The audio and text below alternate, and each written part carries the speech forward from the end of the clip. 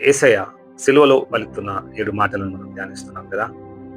ఆయన పలికినటువంటి 6వ మాట, మరి మనము ఈ వాక్యాన్ని చదివి ఆ వాక్యం యొక్క ప్రాముఖ్యతను మనము ధ్యానిస్తాము. యోహాను సువార్త 19వ అధ్యాయము 30వ వచనం చదివి దేవుని యొక్క వాక్యాన్ని మనం ధ్యానిస్తాం. యేసు ఆ చిరక పుచ్చుకొని సమాప్తమైనదని చెప్పి తల వంచి ఆత్మను అప్పగించెను. చూడండి, యేసు ఆ చిరకను పుచ్చుకొని సమాప్తమైనదని చెప్పి తల వంచి ఆత్మను అప్పగించెను. చూడండి, సిలువలో ఏ విధంగా ఆయన శ్రమపడి ఉన్నాడు కదా. ఆయనను హింసించి ఉన్నాం. ఆయన వీపు మీద, ఆయన ముఖము మీద పిడుగుద్దులు గుద్దబడిన పాపులమే కదా మనము. ఆయన నా పాపముల కొరకు ఆయన ఎంతగానో సిలువ మ్రాను మీద వదకు తెబడ్డటువంటి గొర్రె పిల్ల వలె మౌనిగా ఆయన అప్పగించుకొని ఉన్నాడు.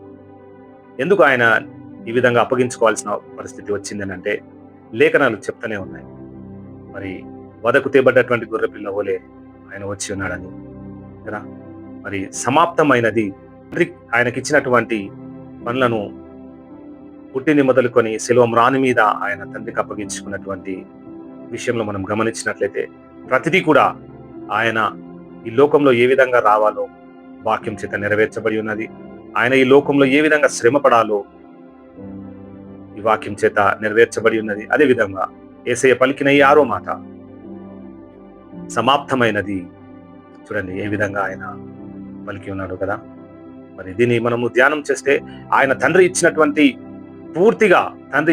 ఆజ్ఞలను శిరస నెరవేర్చి ఉన్నాడని మనము నిర్ధారించబడి ఉన్నది కదా. నశించిన దాన్ని వెతికి రక్షించుటకు మనిషి కుమారుడు మొదటిసారిగా వచ్చి మరి నన్ను నశింప చేయకుండా ఆయన ఉన్నతమైన రాజ్యంలో నడిపించుటకు ఆయన సిలువకు అప్పగించుకున్నాడు.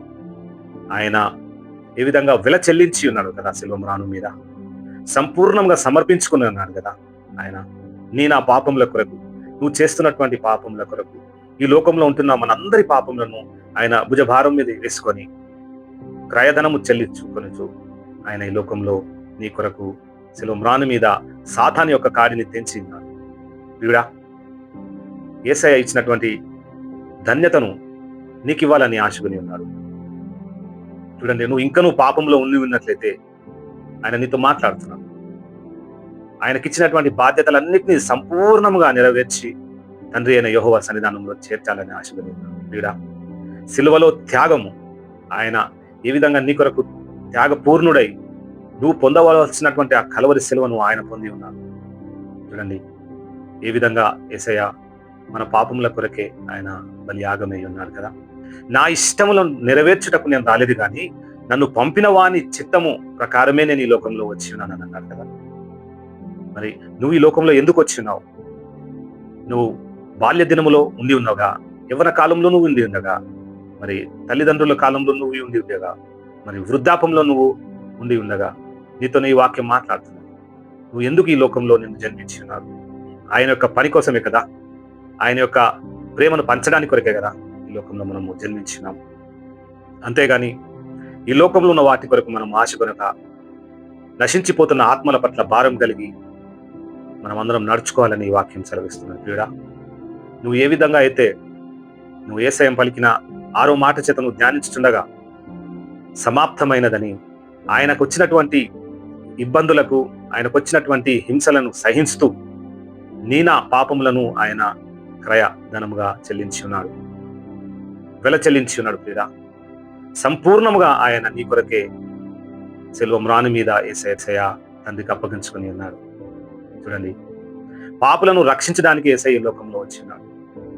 ఒకవేళ ఆ విధంగా ఉండి ఉన్నట్లయితే వారందరినీ మనము యేసయ్య సన్నిధానంలో నడిపిపోతున్నాం ఉన్నాం, ప్రేమను పంచే బిడ్డలంగా ఉండి ఉన్నాం. ఆయన మనందరినీ ఆత్మల పట్ల మనకు కూడా యేసయ్య చూపెట్టినటువంటి ఆ క్రయధనాన్ని మనం నేర్చుకొని ఆ యొక్క యేసయ్య తండ్రి చిత్తాన్ని ఏ విధంగా నెరవేర్చుకుని ఉన్నాడో ఆ విధంగా మనము బలపరచబడి ఈ లోకంలో జీవించే కృప దయచేయాలని మనం ప్రార్థిద్దాం. అదేవిధంగా నీకు సమర్పించినటువంటి ఏ పనైనా సంపూర్ణంగా మనం చేయాలని, విశ్వాసం చేత చేయాలని, యెహోవాకు మహిమకరంగా ఉండాలని వాక్యం సెలవిస్తున్నది. ప్రియుడా, మరి వాక్యం చేత నీతో మాట్లాడుచున్నగా నువ్వు ఇంకా కష్టంలోనూ ఉన్నావని బాధపడుతున్నట్లయితే నీ కష్టాలు, నీ నష్టాలు, నీ హింసలు, నీ బాధలు, నీ యొక్క పాప శాపములన్నిటినీ యేసయ్య శిలువ మ్రాని మీద సాతాన్ని బంధించి ఉన్నాడు, సమాప్తమైనదని చెప్పి ఉన్నాడు. మరి ఇది విశ్వాసం చేత నువ్వు బలపరచబడి ఈ మాటల్ని హృదయాంతరంగంలో నూతన క్రియలు జరిగించాలని మనమందరము ప్రార్థించబద్ధులమై ఉన్నాం. ఈ వాక్యం వినుచుండగా నీ కుటుంబంలో, నీ పరిస్థితిలో ఒకవేళ ఇంకనూ ఏదైనా శాపము వెంటాడుతున్నాను బాధపడుతున్నావా? తరతరాల్లో వస్తున్నటువంటి పాప శాపములు ఉన్నాయని బాధపడుతున్నావా? బాధపడాల్సిన అవసరం లేదు. ఎందుకు అనంటే యేసయ్య కలువరి శిలువ మీదనే బాధ నొంది ఉన్నాడు నీ కొరకు, నీ కుటుంబం కొరకు. ఈ వాక్యం నీతో మాట్లాడుచుండగా ప్రియుడా, ఆత్మల పట్ల భారం కలిగి ఈ లోకంలో జీవించే కృప, మరి నీతిగా బ్రతుకుతూ యేసయ్యకు మహిమకరంగా ఉండే కృపను మనందరికి దేవుడు దయచేయండి.